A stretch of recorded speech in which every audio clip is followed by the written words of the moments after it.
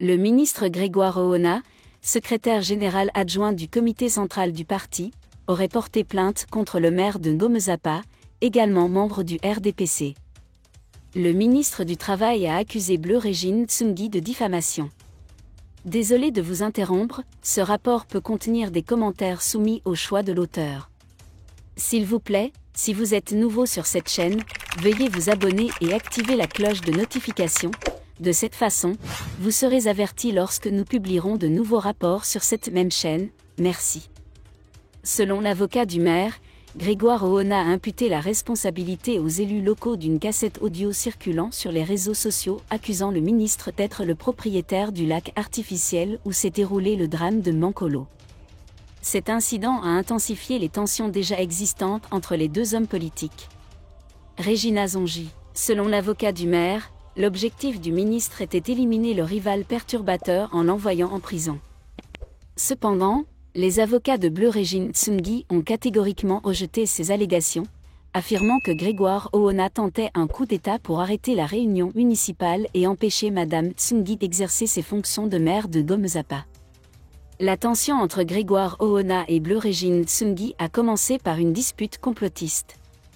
Si le maire espère rendre hommage au président Paul Baye en érigeant un monument, le ministre et son épouse ont également identifié une station-service à construire sur le même site. Cette divergence d'opinion a rendu Ovron furieux. Il est important de souligner que cette question de complot ne doit pas occulter la gravité de la tragédie de Mankolo et la nécessité de clarifier les responsabilités de chacun. Les autorités doivent mener une enquête approfondie et impartiale pour découvrir les faits et garantir que justice soit rendue aux victimes de cette tragédie.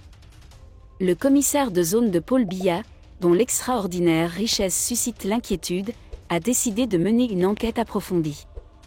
Un commissaire de zone au Cameroun est devenu au centre d'une controverse après avoir dépassé de 3 ans l'âge de sa retraite. Depuis 2011, il est le délégué régional pour les questions de sécurité nationale en zone côtière, TGSN. Dans un récent communiqué, nos sources ont évoqué les accusations et allégations portées contre lui tout en appelant à une enquête approfondie pour clarifier la situation. Nos sources ont révélé que le commissaire divisionnaire occupe le poste de DGSN depuis 12 ans alors même que son âge de départ à la retraite dépassait son âge de départ à la retraite. La situation soulève des questions sur la durée pendant laquelle il restera à ce poste stratégique. Le commissaire du département est sous pression suite à des allégations d'implication dans les événements controversés de Douala. Cela a suscité des inquiétudes quant à son comportement et à ses actions.